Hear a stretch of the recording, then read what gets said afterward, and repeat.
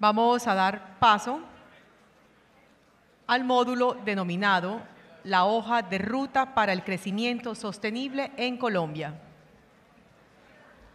Invito al doctor Aurelio Suárez, ingeniero industrial, miembro de la Academia Colombiana de Ciencias Económicas, analista económico, político internacional y consultor en áreas públicas privadas, columnista y panelista de Blue Radio. Mil gracias, agradecer a Confecámara la gentil invitación para participar en este panel. Un saludo a los compañeros de panel. Yo tengo una divergencia de fondo con la mayoría de quienes hacen el análisis económico en el país. Y es que yo creo que la situación económica de Colombia no es de desaceleración, es de estancamiento y de altísima vulnerabilidad. Sí, no comparto la teoría de que ya se tocó fondo y vamos a empezar a recuperar. No. Y voy a dar rápidamente 5 razones para mostrar esto. En el año 2010 al país se le dijo que íbamos a impulsar esto a través de 5 locomotoras.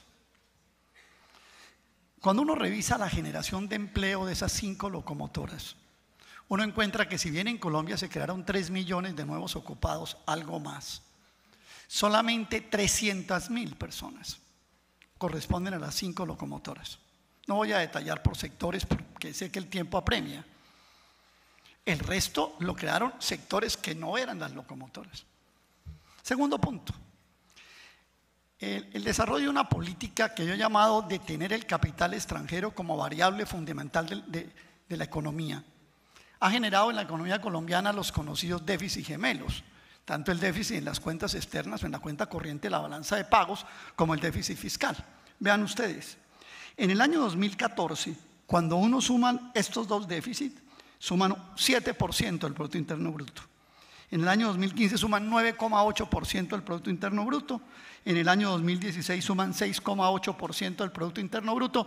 Y para el 2017, y me atengo a las cifras del marco fiscal de mediano plazo, es 6,8% del Producto Interno Bruto. Y algunos me dirán, bueno, pero más o menos va a ser igual. Sí, es igual, pero ya hemos gastado todos los instrumentos de política económica. Ya gastamos el instrumento de política fiscal con la reforma tributaria.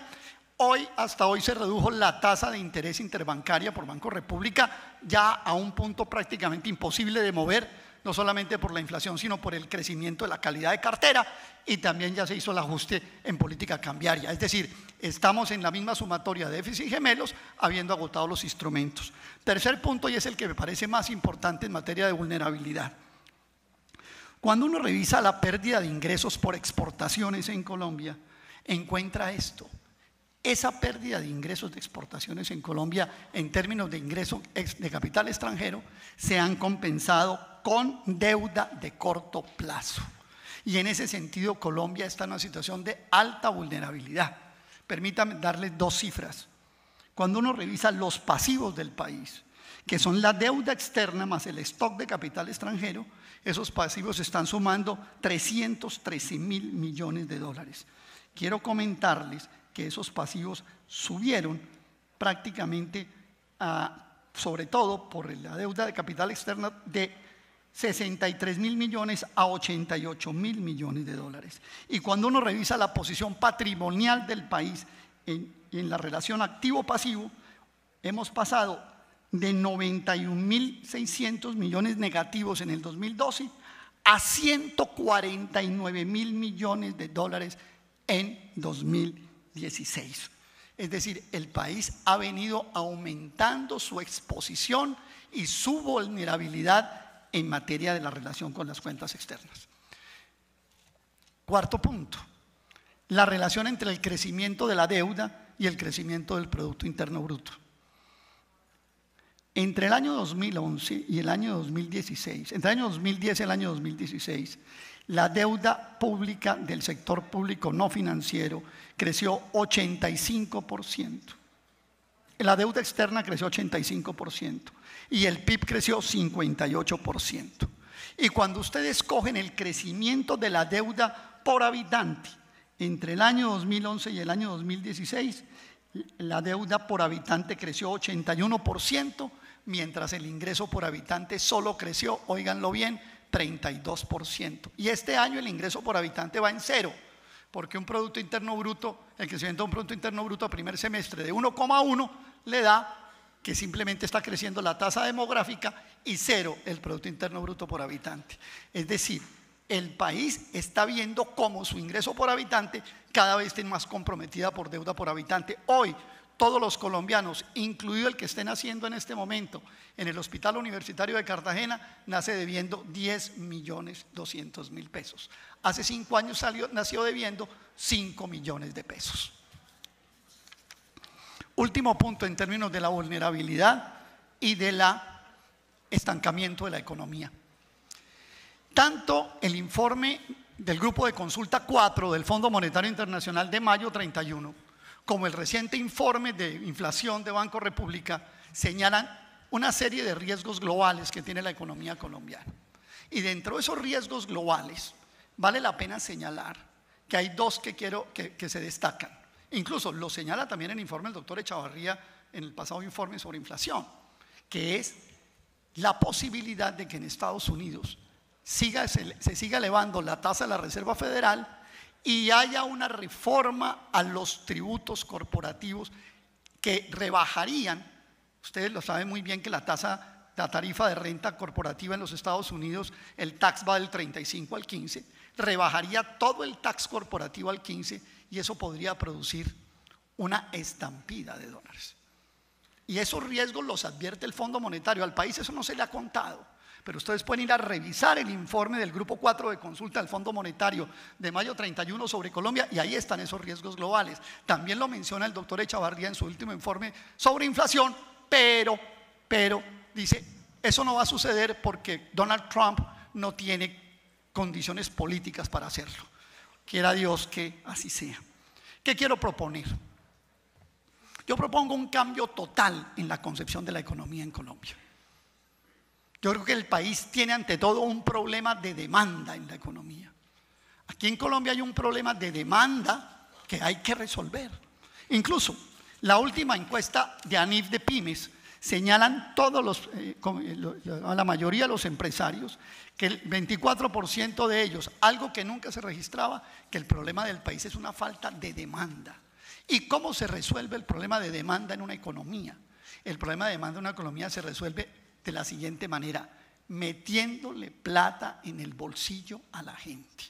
Si usted hace un ajuste económico ante la crisis, con una reforma tributaria que en los próximos 6 años va a capturar 92 billones de pesos más de impuestos indirectos, con bajos salarios y con alta tasa de interés, usted tiene ninguna posibilidad de reactivar la demanda económica.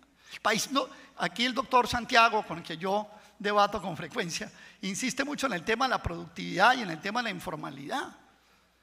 Pero es que aquí hay un hecho que es de fondo. Las soluciones de oferta ya las hemos intentado. Aquí hay que resolver soluciones de demanda. Hay que ir a la ecuación del ingreso nacional bruto. Salarios o ingreso social más rentas de capital, más ganancias de empresas no financieras, más impuestos indirectos e intervenir sobre la operación, sobre esa ecuación del ingreso nacional. No es posible, y lo digo aquí con toda tranquilidad, reactivar la economía colombiana si no damos los mecanismos necesarios para que crezca la demanda. El problema de la economía colombiana es un problema de demanda, de constreñimiento de la demanda. Y en ese sentido, no le sirve a la economía colombiana la teoría de las locomotoras, de los sectores líderes. Entonces el país es buscando a toda hora cuál va a ser el sector líder. Ya vamos en turismo. No, la economía colombiana requiere que haya un desarrollo armónico, articulado de los sectores, un desarrollo que no excluya a ningún sector, pero que sea incluso preferente por aquellos sectores que tienen capacidad de arrastre en empleo, que tengan capacidad de arrastre en producción, como es el sector de la agricultura y el sector de la industria. El país no puede salir adelante si no hace una operación de apoyo y de respaldo a estos sectores, pero sobre la base de aumentar la demanda. Y aumentar la demanda significa aumentar el ingreso. Para eso, y con esto termino, es necesario, por supuesto, recurrir en consonancia con lo anterior a instrumentos de política tributaria. El país requiere en política fiscal una reforma progresiva.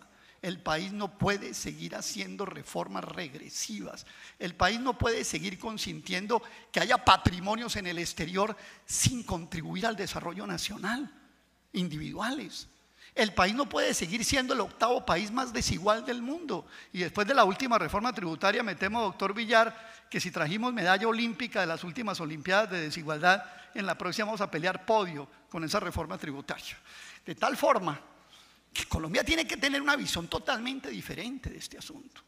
No es posible sacar adelante, amigos empresarios, la economía nacional si no le damos ingreso a la base social. Permítame terminar con este dato. Cuando uno en la ecuación del ingreso nacional bruto repasa los datos de la OCDE, encuentra lo siguiente: el ingreso social en Japón es del 66%, en África es del 37%, y cuando uno mira las cuentas integradas nacionales en Colombia es del 33%, es decir, estamos por debajo de África.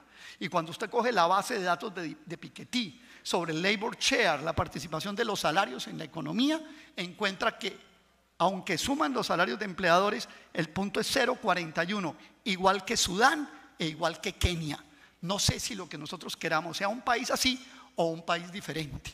Seguramente lo que yo voy a decir hoy pues podrá quedar en el aire y será muy contradictorio, pero cumplo con el deber de decir ante este escenario que se me ha dado la oportunidad de hablar, de decirles: si no cambiamos la visión de la economía, Colombia seguirá en una situación de estancamiento y de altísima vulnerabilidad. Saquemos adelante 47 millones de colombianos para que esta economía pueda crecer. Mil gracias, doctor Villar.